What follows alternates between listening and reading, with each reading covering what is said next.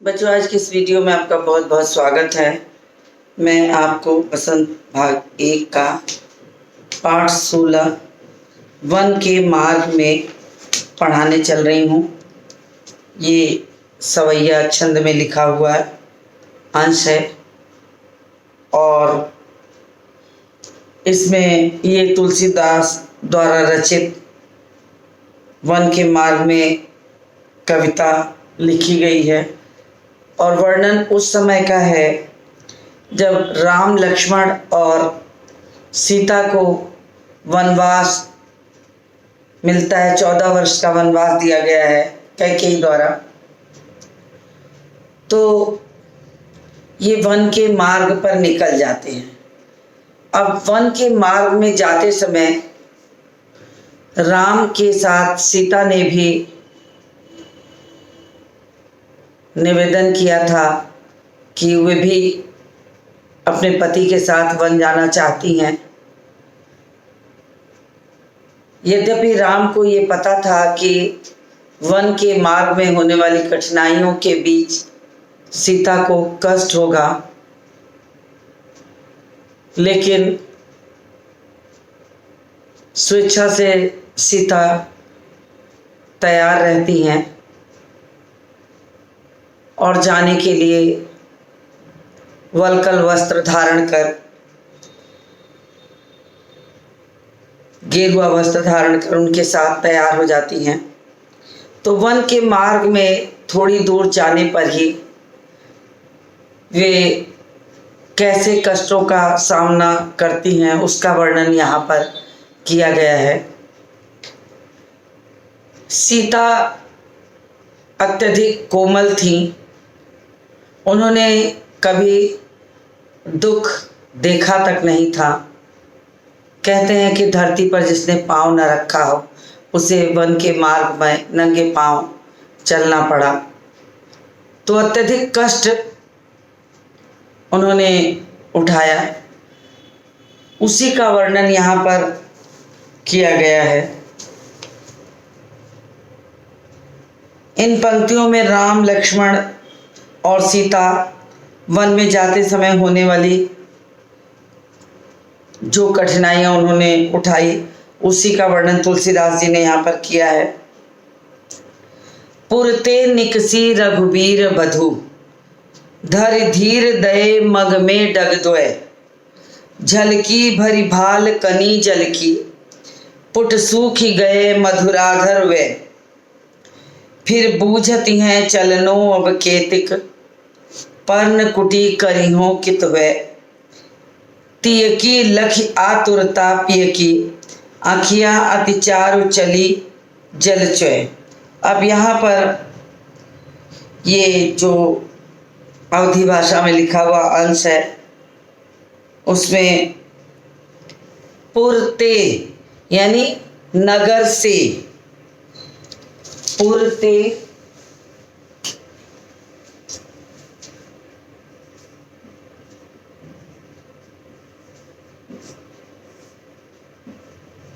पुरते यानी नगर से, पुरते निकसी, निकसी निकलना, जैसे ही नगर से निकली,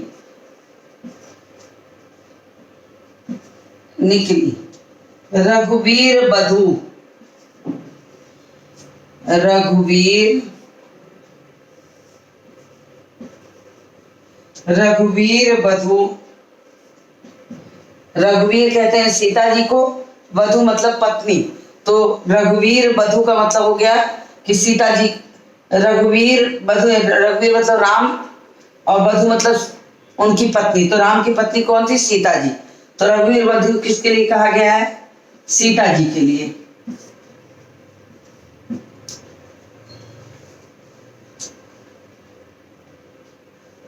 धरि धीर दये मग में डग द्वय, धरि धारण करना,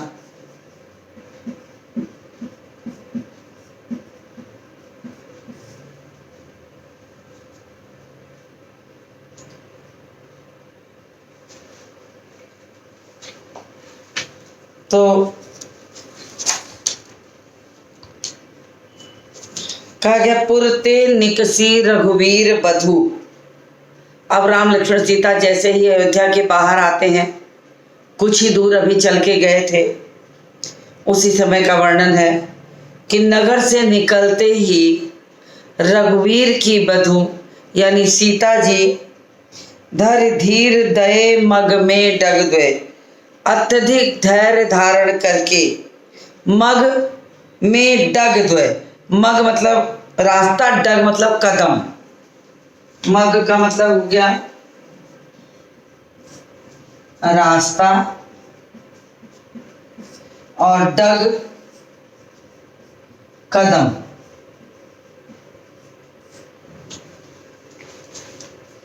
धैर्य धीर दये धैर्य धारण करके जैसे ही अयोध्या के बाहर के रास्ते पर अभी 2-4 कदम ही चली रही होंगी, यानी नगर को पार करते ही अयोध्या के रास्ते से बाहर आकर जैसे ही सीता जी अभी कुछ ही कदम चली थी कि झलकी भरी भाल कनी जल की। तो भाल मतलब मस्तक, और तब तक उनके माथे पर पसीने की जो बूंदें हैं, कनी यानी कण,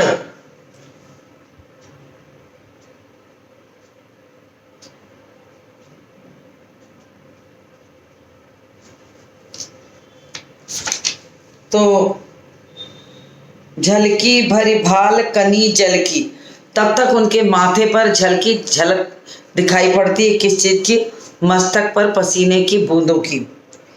पुट सूख गए मधुराधर वे, और उनके जो कोमल होंठ है, पुट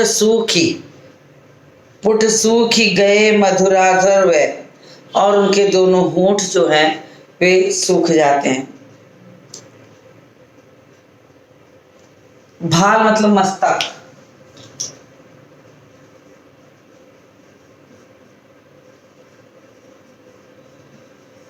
भाल का मतलब हो गया मस्तक। झलकी भरी भाल कनी जल की, तो तब तक उनके माथे पर पसीने की जो बूंदें हैं वो झलक जाती हैं। कहने का तात्पर्य, कष्ट तो जीवन में उन्होंने कभी उठाया नहीं था, और कष्ट उठाने के नाम पर जब उन्हें सुख सुविधाओं से दूर पैदल वल्कल वस्त्र धारण कर, साधुआ वस्त्र, गेरुआ वस्त्र धारण कर राम के साथ नगर से बाहर निकलती हैं वनवास में जाने के लिए, तो अभी नगर के बाहर कुछ ही कदम वो चल पाई थी कि धर धीर दये मग में डग द्वय, द्वय मतलब दो कदम, मतलब है ना कुछ कदम। 2 कदम से मतलब यहाँ पर भाव है। कविता में शब्दार्थ नहीं लिया जाता, कविता में भावार्थ होता है, यानी क्या भाव निकल रहा है उस शब्द का। तो 2 कदम का मतलब अभी कुछ ही कदम, कि नगर से बाहर अभी वो कुछ कदम ही चल पाई थी, यानी नगर के थोड़े ही आगे आई थी कि झलकी भरी भाल कनी जल की, तब तक उनके मस्तक पर पानी की जो बूंदें हैं, पसीने की जो बूंदें हैं वो चमकने लगती हैं। पुट सूखी गए मधुराधर वे, और थकान से, थोड़ा ही चलते ही थकान से उनके जो मधुराधर, मधुर प्लस आधर शब्द है, मधुराधर शब्द है मधुराधर। इसमें देखिए 2 शब्द मिलके बने हैं, मधुर और अधर। मधुर शब्द का मतलब होता है मीठा, लेकिन होंठ के लिए मीठा कहने की जगह कोमल कहा जाएगा, तो इसका मतलब हो जाएगा कोमल, और अधर का मतलब हो जाएगा होंठ।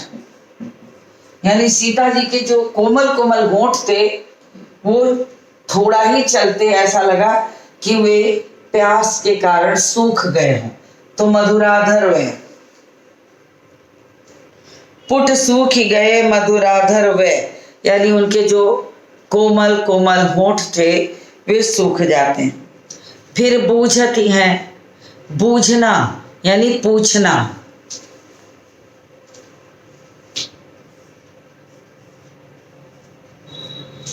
फिर बूझती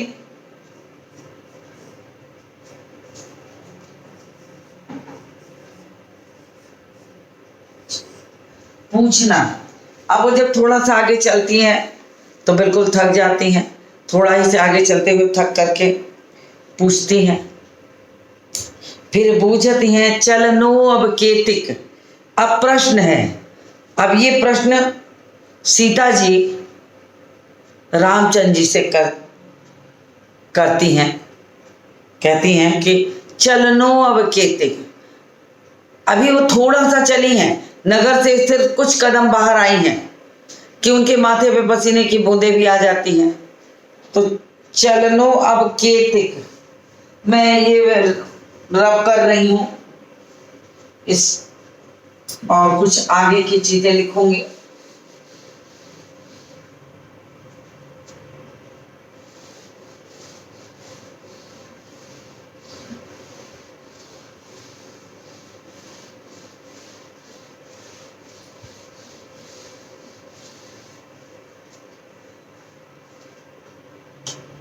चलनो,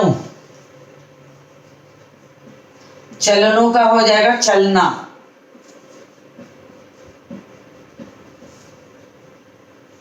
अब केतिक, केतिक कितना। तब उनका प्रश्न, भगवान राम से सीता जी का प्रश्न रहता है कि बहुत तो चल लिए, अभी और कितना चलना है। प्रायः देखा जाता है कि जब आप अपने साथ किसी छोटे बच्चे को लेके उंगली पकड़ के निकलिए और थोड़ा ही बाहर निकलेंगे, थोड़ा दूर लेके उसे पैदल आप उंगली पकड़ा के चलेंगे तो थोड़ी ही देर के बाद उसका इशारा ये होता है कि वो थक गया है, या तो उसे उठा लो, या तो कि अभी कितना चलना है। तो जिस व्यक्ति ने कभी नगर के बाहर पांव रखा ही नहीं था, अर्थात कहने का तात्पर्य सीता जी इतनी सुकोमल थी कि कभी उन्होंने धरती पर पांव नहीं रखी थी, और जब वनवास की बारी आई तो उन्होंने तर्क दिया कि वे अर्धांगिनी हैं, भगवान राम की अर्धांगिनी हैं। तो अगर वे सीता जी अयोध्या में रह जाएंगी तो भगवान राम का वनवास तो पूरा नहीं होगा, क्योंकि उनका आधा अंग तो अयोध्या में रह गया। तो इस तर्क के नाते उन्होंने भी वनवास में पति के साथ 14 वर्ष का वनवास जाने की इच्छा जाहिर की। यद्यपि उन्हें इस बात का पता नहीं था कि वन के मार्ग में कैसे कैसे कष्ट उठाने पड़ते हैं, क्या क्या देखना पड़ता है, लेकिन उन्होंने इच्छा जाहिर कर दी, वल्कल वस्त्र धारण कर लिया और नगर के बाहर निकलते ही अभी कुछ कदम ही चली थी कि उनके माथे पर पसीने की बूंदी झलकने लगी और पसीने की बूंदें झलकने के साथ पुट सूख ही गए और उनके दोनों कोमल कोमल जो होंठ थे वो सूख गए। यानी कभी चली नहीं थी, थकान हुई, थकान के कारण उनके जो होंठ थे वो सूख गए। और फिर बूझती हैं और थोड़ा सा चल के भगवान राम से प्रश्न करने लगती हैं। क्या प्रश्न करती हैं कि अभी और कितना चलना है। उनका प्रश्न कितना आश्चर्य में डालने वाला था कि अभी वो कुछ कदम चली हैं, 14 वर्ष का वनवास है और थोड़े ही देर चलने के बाद उन्होंने प्रश्न किया भगवान राम से कि अभी और कितना चलना है। तो चलनो अब केतिक, अभी और कितना चलना है। पर्ण कुटी करियो कित है। पर्ण कुटी, पर्ण शब्द है, यहां लिखा है पर्ण, पर्ण कुटी। ये पर्ण शब्द बना है पर्ण शब्द से। पर्ण का मतलब होता है पत्ता, और कुटी कुटिया, कुटिया कहा गया, यानी कि ये क्या हो गया, पत्तों की कुटिया। कहने का तात्पर्य ये है कि जब भगवान राम वनवास के लिए निकले तो उन्हें रास्ते में कहीं ना कहीं तो विश्राम करना ही पड़ेगा, और विश्राम करने के लिए उन्हें क्या करना होगा, रास्ते में कहीं उनके लिए सुख सुविधाएं तो है नहीं, तो सुख सुविधाएं न होने के कारण उन्हें अपने वन के मार्ग में जहाँ कहीं भी थकान महसूस होगी वहाँ उन्हें पत्तों की कुटिया बनाकर विश्राम करने के लिए स्थान बनाना होगा। तो लक्ष्मण भी साथ में थे, और लक्ष्मण इस काम में उनका बहुत सहयोग करते थे। जहाँ कहीं विश्राम करना होता था वे पत्तों से कुटिया बना करके उसे अच्छी तरह सजा संवार करके राम और सीता को विश्राम करने के लिए उस कुटिया में आराम करने के लिए कुटिया में विश्राम देते थे, और स्वयं उसी कुटिया के बाहर बैठकर उनकी देखभाल करते थे। तो यही कहा है। तो सीता जी जब थोड़ा सा आगे निकलती हैं तो पूछती हैं, चलनो अब केतिक पर्ण कुटी करिहो कित है, कि पत्तों की कुटिया आप कहाँ बनाएंगे। और पत्तों की कुटिया बनाने के लिए उन्हें हर प्रकार से जो कष्ट तो उठाना पड़ता, लेकिन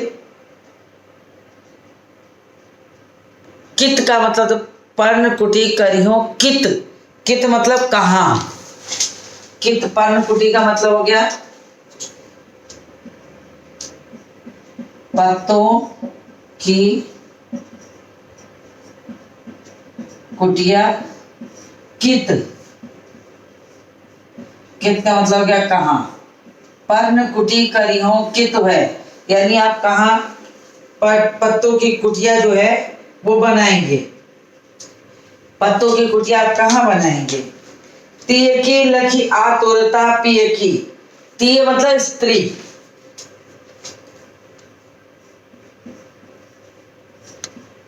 तीय का मतलब होता है स्त्री, लखी मतलब देख, लखी का मतलब देख। फिर आतुरता,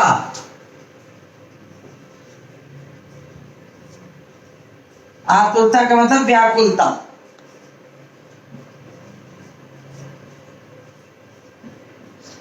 व्याकुलता। तो आप देखिए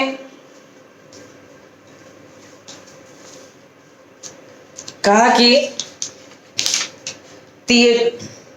फिर बूझती हैं चलनो अब केतिक पर्ण कुटी करिहो कित है। फिर पूछती हैं कि अभी कितना और चलना है, और उनके चेहरे पर वो थकान की झलक दिखाई पड़ने लगती है, और इसी कारण वे भगवान राम से प्रश्न करती हैं कि अभी और कितना चलना है। शायद वो भूल गई कि 14 वर्ष वनवास में उन्हें व्यतीत करना है, और अभी तो वो नगर से निकली हैं, क्योंकि पहली ही पंक्ति में कहा है पुरते निकसी रघुवीर बधू, कि रघुवीर की जो बधू हैं वो नगर से अभी निकली ही हैं। उसके बाद की तुरंत की ये स्थिति, अभी नगर से वो कुछ कदम ही चली थी आगे। चलनु अब केतिक पर्ण कुटी करिहो कित है, पत्तों की कुटिया कहाँ बनाएंगे, कहाँ करेंगे। तीय की लखी, लखी मतलब देखकर, आतुरता, पिय की अखिया अति चारु चली जल चोय। तो तीय की लखी यानी स्त्री की, लखी आतुरता, आतुरता व्याकुलता देखकर, पिय की अखिया, यानी पिय मतलब प्रियतम भगवान श्री राम की आँख में पिय की लखी आतुरता, पिय की प्रियतम भगवान श्री राम की अखिया अति चारु चली जल जो है, उनकी आँखों से, उनकी सुंदर सुंदर आँखों से जल की जो धारा रहती है वो बह जाती है। यानी कि भगवान राम ने जब सीता के प्रश्नों को सुना कि चलनो अब केतिक, तो उन्हें लगता है कि शायद इन्हें 14 वर्ष के वनवास के कष्ट का अनुमान ही नहीं है, और उनकी कोमलता को ध्यान में रखकर ऐसा लगता है जैसे भगवान राम इतने दुखी हो जाते हैं कि सीता तो अभी से व्याकुल हो गई। तिय की लखी आतुरता, स्त्री की जो आतुरता है, स्त्री यानी यहाँ सीता जी के लिए कहा है कि उनकी जो आतुरता है, भगवान राम उनकी व्याकुलता जब देखते हैं तो उनको अत्यधिक कष्ट होता है कि जिस सीता ने पांव नहीं धरती पे रखे, उस सीता को नंगे पांव चलना पड़ रहा है, तो उन्हें बहुत कष्ट होता है कि वो क्या कहें, कैसे समझाएं कि अभी 14 वर्ष के वनवास का समय बहुत लंबा होता है।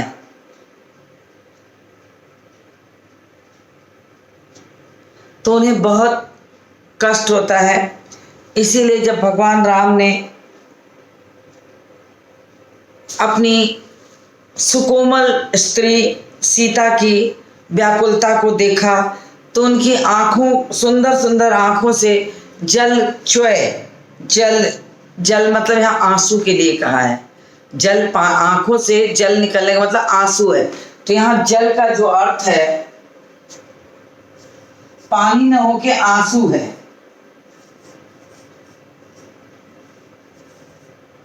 चुए, चूना कहते हैं इसको, बहना। चूना का मतलब आप चूने से लगा लेंगे, इसलिए बहना लिख देते हैं।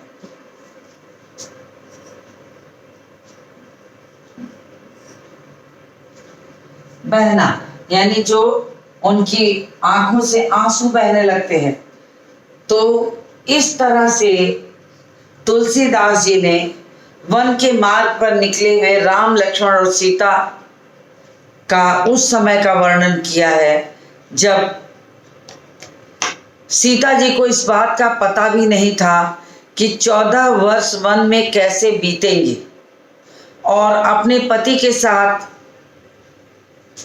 वन को जाने के लिए बिल्कुल व्याकुल हो जाती हैं कि वे अर्धांगिनी है उनकी, और वन में उनके साथ रहेंगी 14 वर्ष।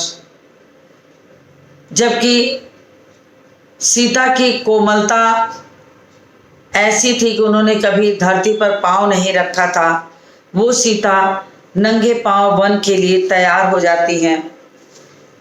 तो उनकी व्याकुलता देखना, भगवान राम को जब उनकी व्याकुलता पता चलती है कि सीता तो बहुत थक गई हैं, अब इनसे एक कदम भी आगे नहीं चला जाएगा, और इसी कारण संभवतः सीता उनसे पूछती हैं, फिर बूझती हैं चलनो अब केते, तभी तो वो पूछती हैं कि अभी और कितना चलना है। अब ये प्रश्न अपने में बहुत सारे सवाल खड़ा करता है कि सीता को 14 वर्ष का वनवास राम के साथ बिताना था, और उन्हें इस बात का इतना भी अनुमान नहीं था कि अभी तो वो नगर से बाहर निकली हैं। पुरते निकसी रघुवीर बधू, अभी तो वो तुरंत नगर के बाहर निकली हैं, और नगर के बाहर निकलने पर ये स्थिति है 2 कदम चलते ही मग में डगद्वय, पुरते निकसी रघुवीर बधी धर धीर रहे मग में डगद्वय, कि धैर्य धारण करके अभी चली ही थी 2 कदम, कि उनके माथे पर पसीने की बूंदें आ गई। तो आप इसका पूरा अर्थ एक साथ समझिए। अब मैंने यहाँ पर जितने शब्द, कठिन शब्द थे, क्योंकि ये कठिन शब्द जो है अवधी भाषा के हैं, अवधी भाषा के शब्दों का हिंदी अर्थ मैंने यहाँ बता दिया है कि कैसे अवधी में बोला जाता है और उसका खड़ी बोली में अर्थ क्या है। तो इसको आप जब समझ गए हैं तो आपको भावार्थ और अच्छे से समझ में आ जाएगा।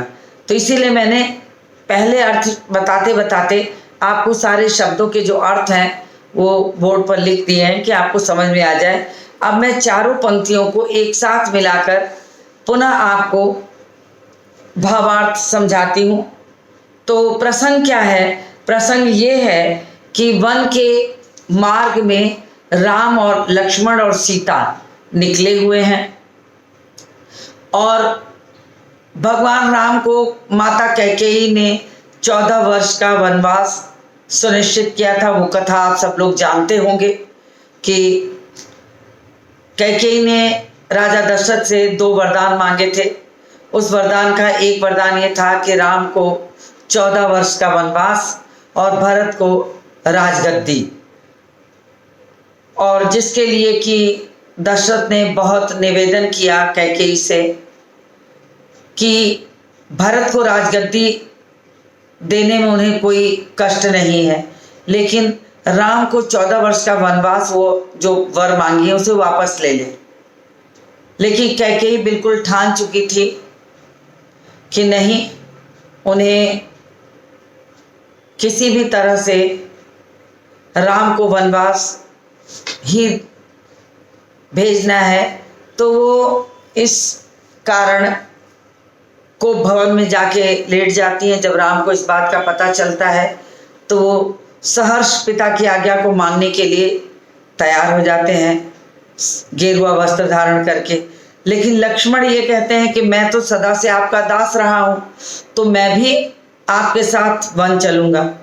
तो सीता ने भी कहा कि मैं तो आपकी अर्धांगिनी हूँ, तो मेरा यहाँ रुकना बिल्कुल ही ठीक नहीं है, क्योंकि आप वन जा रहे हैं। अगर मैं यहाँ रुक जाऊंगी तो आप आधे अंगों से वन जा रहे हैं, तो आपका वन पूरा नहीं होगा, इसलिए मुझे भी चलना है।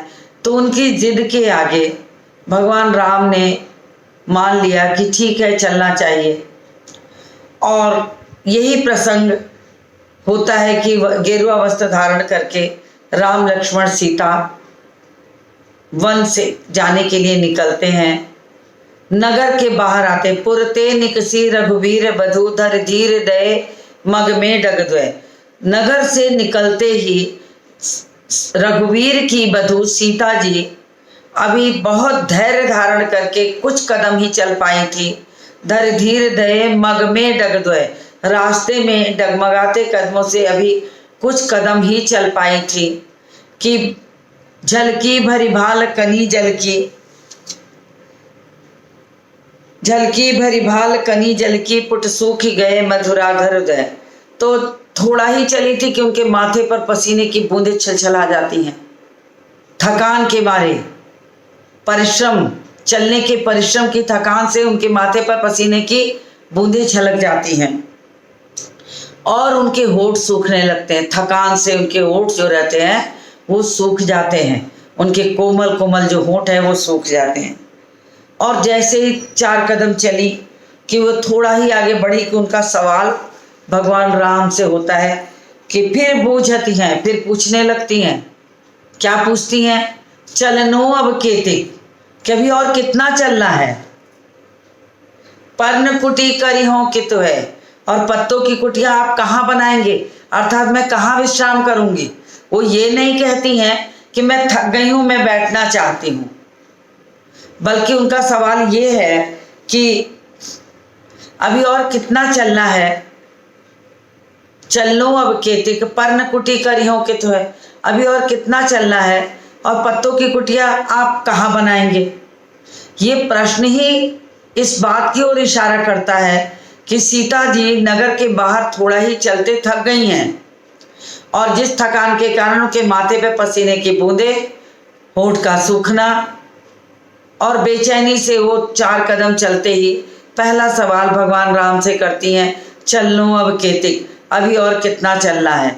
तो ये भाव है अयोध्या से वन के मार्ग पर निकलते ही राम, लक्ष्मण और सीता का। और जब भगवान राम ने सीता जी की इस व्याकुलता को देखा कि, तो उन्होंने कहा कि लखी आतुरता, ये मतलब स्त्री की जब आतुरता उन्होंने देखी, व्याकुलता देखी, तो वो उनका भी धैर्य टूट जाता है कि जो सीता भगवान राम के साथ 14 वर्ष वनवास के लिए आई हैं, वो तो अभी नगर के बाहर पांव रखते ही थक गई हैं और विश्राम के लिए स्थान पूछ रही हैं कि पर्ण कुटी करी हो कि तो है कि पत्तों की कुटिया आप कहाँ बनाएंगे। तो उनकी इस व्याकुलता को देखते ही भगवान राम की आंखों से भी अश्रुधारा बहने लगती है।